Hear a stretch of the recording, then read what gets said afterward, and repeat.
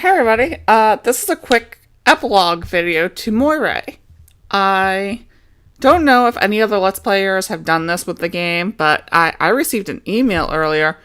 I quickly opened it, but I didn't really read it. I just wanted to see if it really had to do with an epilogue thing, and it did, so I decided to close it and I decided to record this. So, with that in mind, as you remember, it turned out at the end of the game that our character was in an iteration of reality, and that the person that we asked questions to near the beginning of the game, when we first entered the cave, was actually another player who had previously played the game and had recorded their answers to the 3 questions. Because of that, when I asked 3 questions, I got dialogue text that was actually somebody else's typing, like a real person. And when I finished the game, I had to fill out those 3 question answers for the next person who will be playing the game. I then got to decide if I want to stab the person I was asking because I didn't believe them, or if I want to let them pass. Which means, that means the next person, I think I stated this at the end of the Moirai episode, but that means that person who played after me on their computer gets to decide if I lived or died at the end of my game. Awesome. Let's find out if I survived Moirai. Hope I'm saying that right. It is a Greek term. It means fate. I was right. I've read, the Odyssey. I don't think it actually appears in the Odyssey. If it doesn't, I'm going to be really disappointed because I've read the Odyssey so many times during high school. It's kind of scary. I had a point when I read it every single year at least once. It was bad. I don't know why. As you left the cave, you were confronted by a farmer called James.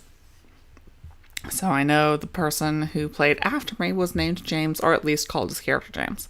They asked you 3 questions.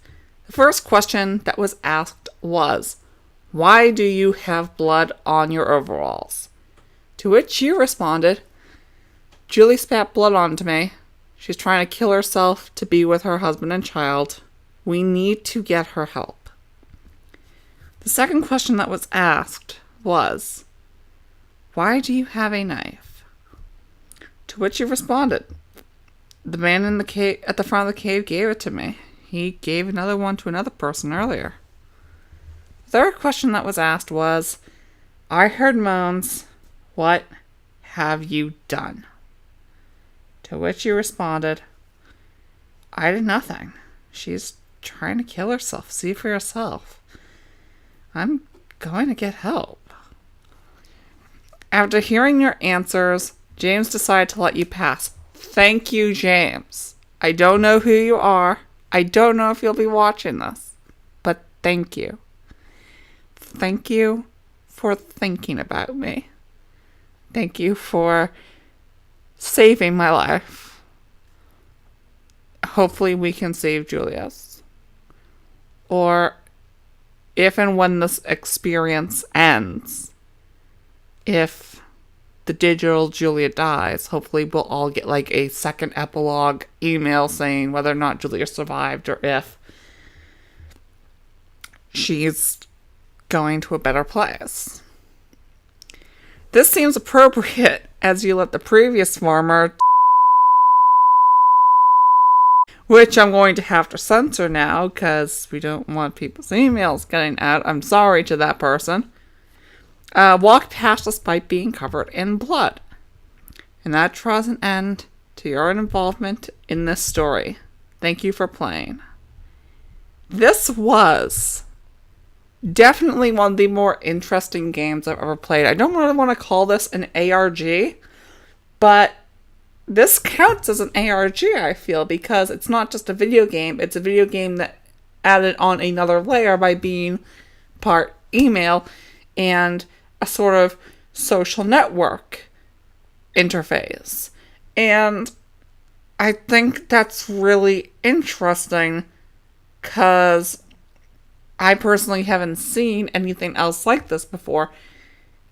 And I think we need more experimental games like this. As somebody who's like going to school for computer animation and game development, but is not really good at it, but tries sometimes, there's this. Okay, so here's the thing. I feel like the same games come out over and over and over again, and we're in this like yearly cycle. Like, I like Assassin's Creed, but it's the same game every single time. I've played a few of the Call of Duties, but they're the same game every single time.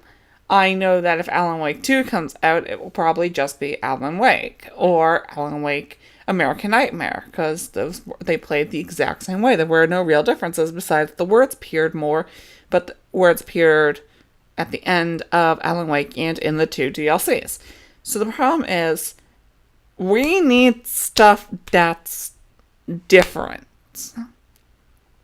Different is amazing. And this was different. This decided to be a weird first-person interactive. My brain wants to call it a visual novel because I don't want to call it a game. But this was just an experience, and I'm happy that this existed. And I want to thank Chris Johnson, Brad Barrett, and John Ostman. I don't know if you're going to be watching this.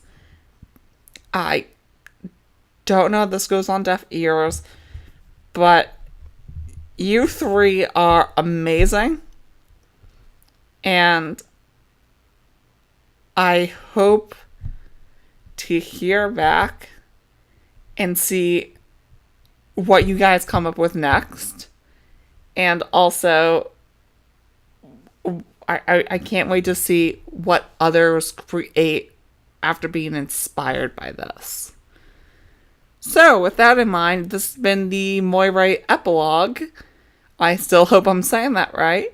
I have been your host, the new challenger, and I will see you all next time.